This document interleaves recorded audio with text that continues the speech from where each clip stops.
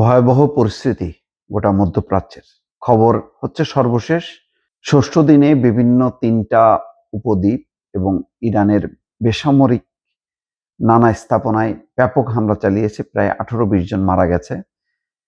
সেই হামলার জবাবে ইরানও কঠিনভাবে পাল্টা আঘাত এনেছে।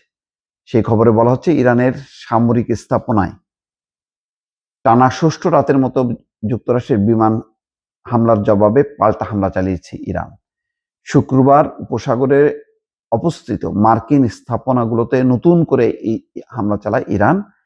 এর ফলে গত মাসে হওয়া যুদ্ধবিরতি চুক্তি ভেঙে দুই পক্ষের মধ্যে এখন দৈনিক পাল্টা হামলার ঘটনা ঘটছে। অনলাইন পত্রিকা ডন এই খবর দিয়েছে। যুক্তরাষ্ট্রের সেন্ট্রাল কমান্ড সেন্টকম এক বিবৃতিতে জানিয়েছে, ইরানের সামরিক সক্ষমতা আরো গুড়িয়ে দিতে মার্কিন বাহিনী দেশটির উপর নতুন করে হামলা চালিয়েছে। এই হামলাগুলো মূলত কেশম দ্বীপ এবং বন্দর আব্বাসের কাছাকাছি এলাকায় চালানো হয়। বলা হচ্ছে যে ইরানের ৯০% যেই দ্বীপগুলো দিয়ে তেল রপ্তানি হয়, কেশম দ্বীপ তার অন্যতম, সেই জায়গাগুলো এখন টার্গেট করে আমেরিকা হামলা চালাচ্ছে।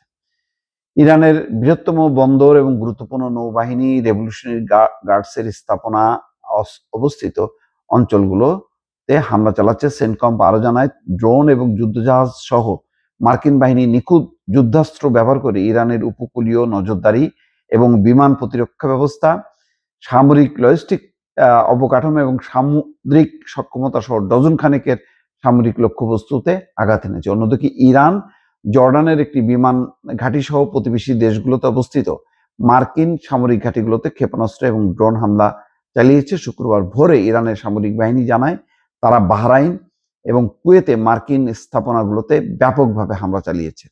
একজন প্রত্যক্ষদর্শীর বিবরণ অনুযায়ী কাতারের রাজধানী দোহাতেও বিস্ফোরণের মতো কিছু শব্দ শোনা গেছে এবং দেশটির স্বরাষ্ট্র মন্ত্রণালয় জানিয়েছে, ক্ষেপণাস্ত্রের স্প্লিন্টারের আঘাতে একজন শিশু আহত হয়েছে। যাই হোক, এখন এই পাল্টি হামলায় শেষ পর্যন্ত কি দাঁড়াবে? বলা ছিল যে ১ সপ্তাহ বিরতির পর আবার আলোচনা হবে। এখন সেই আলোচনার কোনো ইঙ্গিত নেই আপাতত। এখানে বলা হচ্ছে যে হরমুজ প্রণালীতে পুনরায় নৌযান চলাচল বন্ধ। এই উত্তেজনা বৃদ্ধির ফলে বিশ্বের সবচেয়ে গুরুত্বপূর্ণ তেল এবং গ্যাস পরিবহন পথ হরমুজ প্রণালীতে পুনরায় নৌযান চলাচল বন্ধ রয়েছে। এতে বৈশ্বিক বাজারে জ্বালানি তেলের দাম ফের বেড়েছে। বলা হচ্ছে ১১-১২% দাম বেড়ে গেছে। বুধবার থেকে তেহরান এই প্রণালীতে নতুন করে তাদের নিজস্ব অবরোধ শুরু করেছে এবং ওয়াশিংটনও ইরানের বন্দরগুলোতে পাল্টা অবরোধ আরোপ করেছে।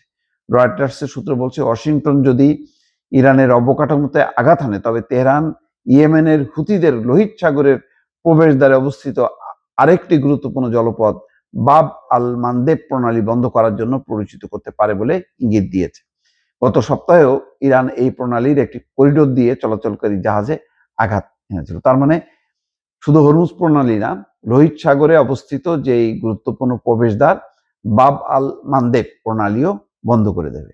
ফলে একটা এলোমেলো পরিস্থিতি, এইটা যে কোথায় পরিণতি এটা শেষ হবে আপাতত বোঝা যাচ্ছে না দর্শক। এবং ট্রাম্প এখন খুব মরিয়া, সে ব্যাপকভাবে হামলা হুমকি দিচ্ছে এবং বলা হচ্ছে যে ১ সপ্তাহের মধ্যে সবকিছু গুড়ায় দেবে। দেখা যাক শেষ পর্যন্ত কি হয়।